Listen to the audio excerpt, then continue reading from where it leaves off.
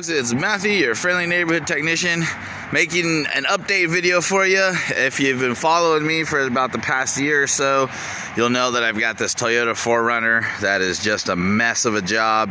It's riddled with rust, also known as cancer, as I call it, and it is just no fun. You'll also know that I moved into a new shop, and I'm real excited about the shop, so I thought I'd give you guys, just show you the shop, how things are going. So things are definitely going well for me. This past week, things have slowed down a little bit as far as business goes. So I've put some more time on the Toyota.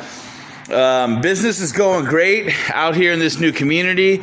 I love it. I enjoy it. I've learned how to properly do business. I've learned how to properly charge people.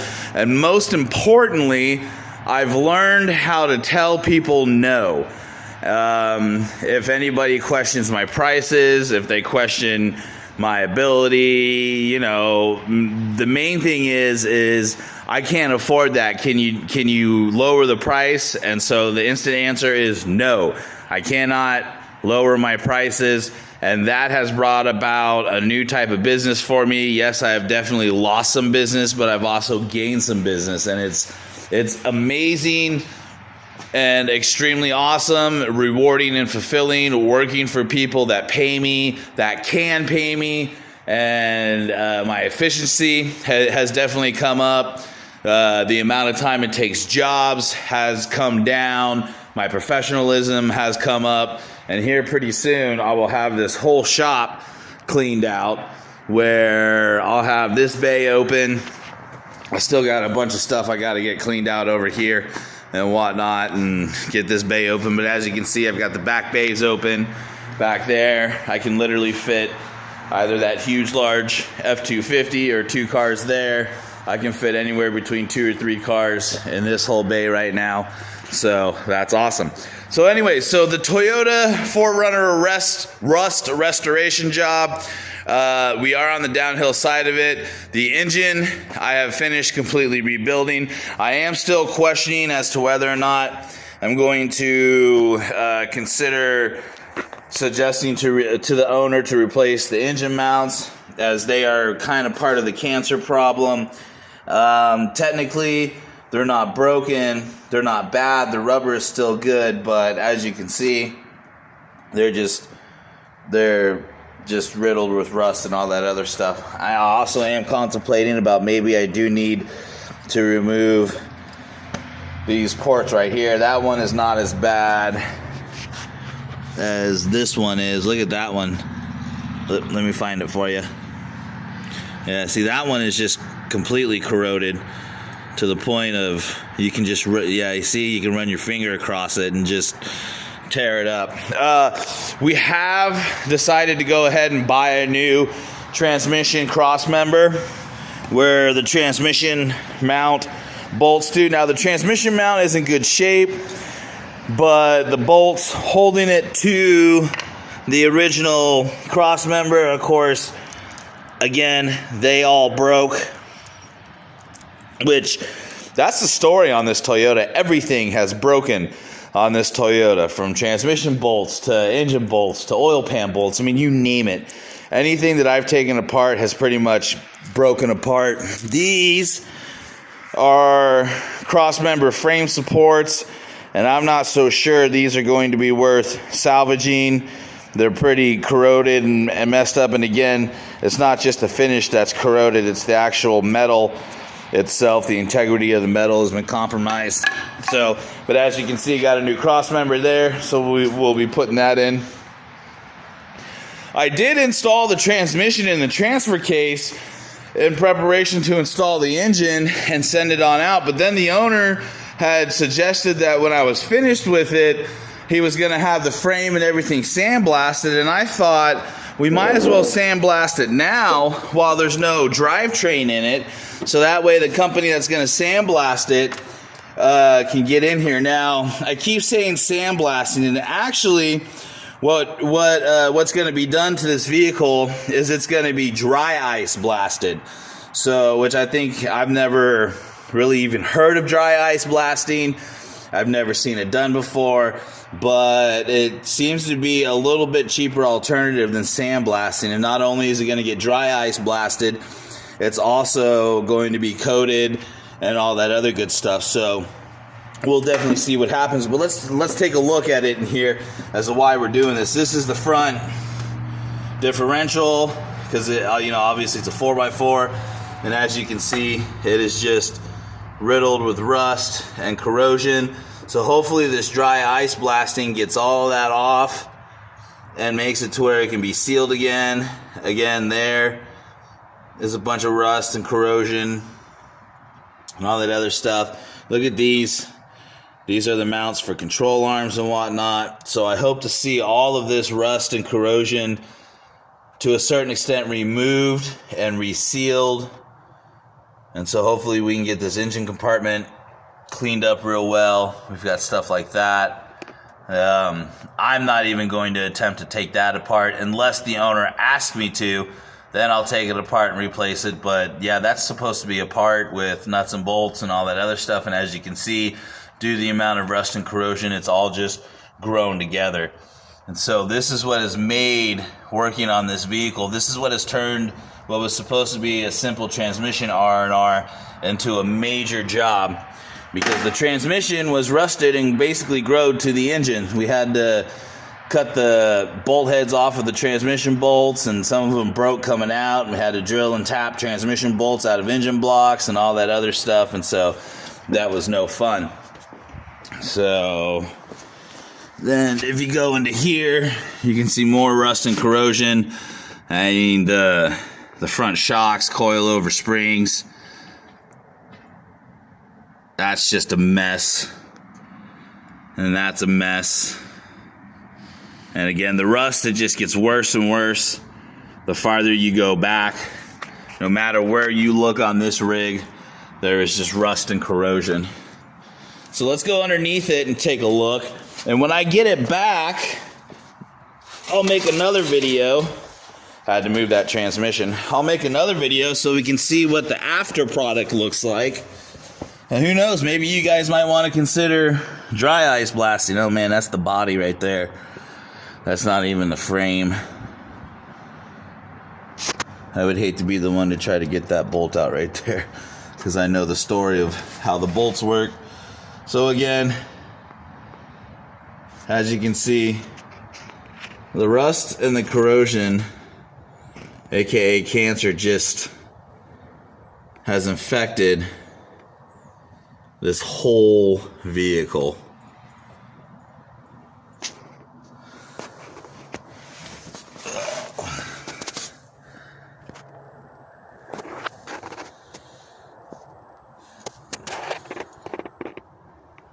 Okay, now then, let's get further underneath here. And there's even still things, like I said, I'm gonna have to look into. Like, for example, look at how messed up this exhaust was.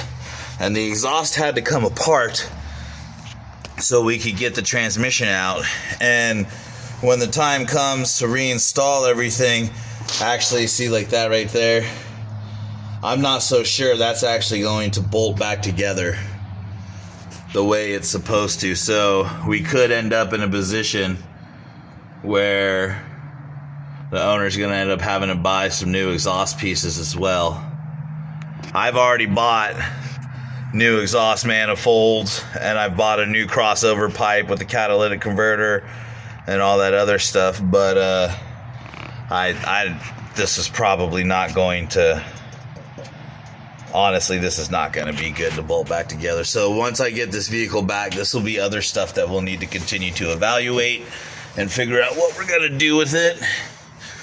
Okay, again, up here, you can just see it's just all eaten away. So we've got just rust and corrosion anywhere you look, pretty much. Like, look at this control arm. That's just blasted, man. That is completely growed together right there.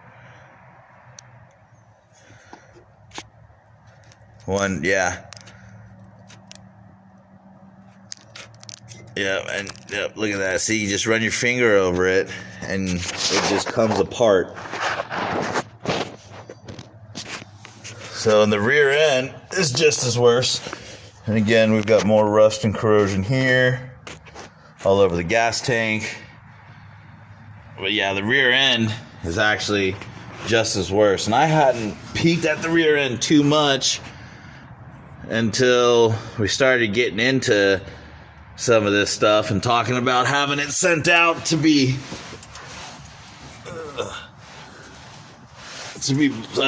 dry ice blasted. But I did notice something. Look, that rear shock, look how bad that is. Okay, that's because it's corroded and the rust is just eating that up. Look at that. You see that? I mean, the rust is just eating up that rear shock. So again, this is something that, you know, sandblast is not going to fix it. But I'm going to tell you right now, getting this shock out is not going to be a normal situation. I wouldn't be surprised if it has to be cut out. Okay? Because I guarantee you that bolt is rusted and corroded in there. And again, look, we've got rust and corrosion here. You see that? That's not dirt coming off of there. Those are metal flakes. So, hopefully dry ice blasting this is going to fix this up. As I'm going through this with you guys, I'm seeing things. Oh man, look at that.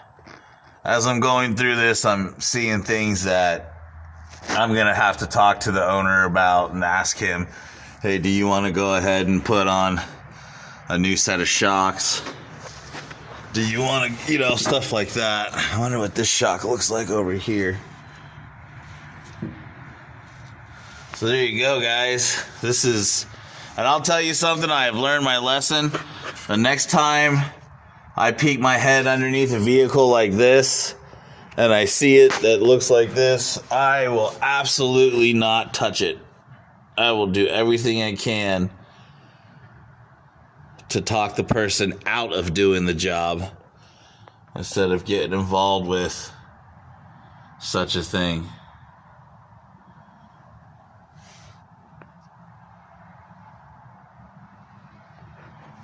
So yeah, it'll be interesting to see how this dry ice blasting goes. Another thing I was looking at is these fuel lines here.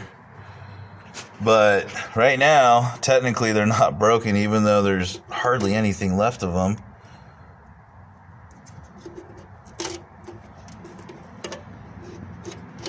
And trying to get those out, I bet you that's not going to happen.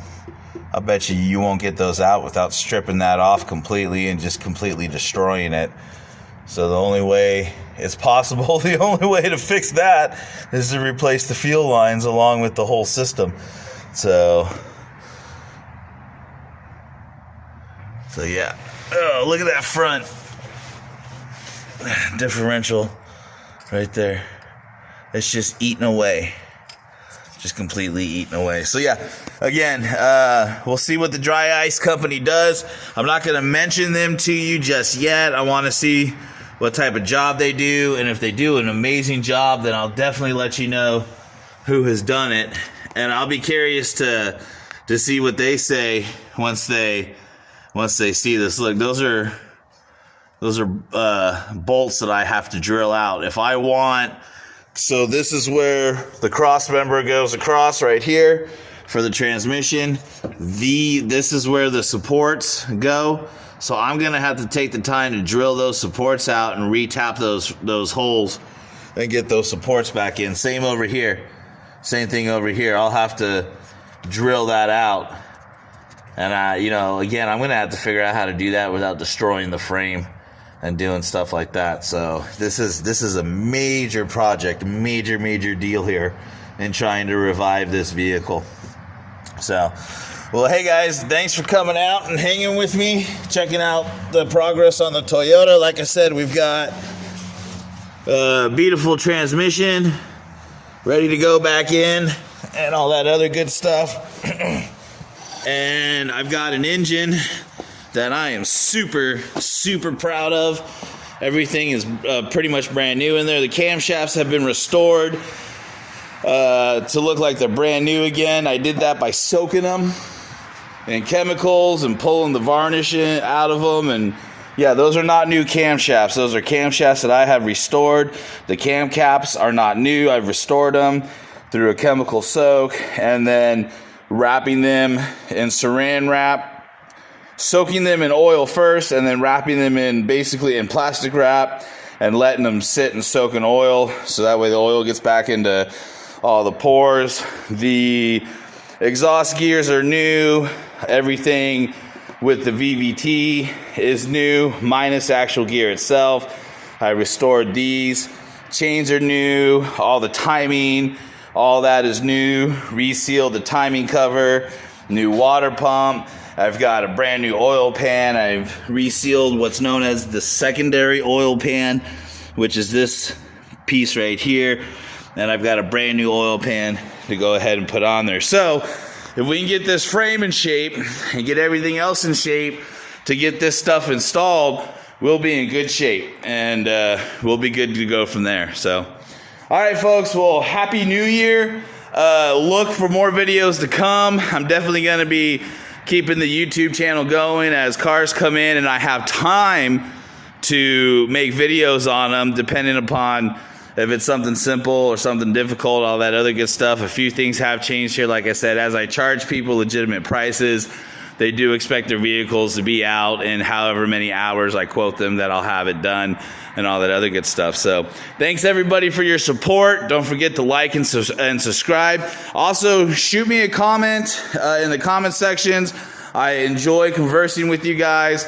I enjoy getting advice from you guys, and I also enjoy giving advice. I really like the fact that my YouTube is becoming a community where we can all just come together, ask questions. Some of you answer questions that other people ask. Some of you answer questions that I ask. Sometimes I answer your questions. So definitely communicate with me in the comments. We can trade emails. I've even traded phone numbers with people before and have talked people through procedures and stuff over the phone. So give me a shout out. Let me know you're watching. Thanks for your support. This is Matthew, your friendly neighborhood technician, signing off.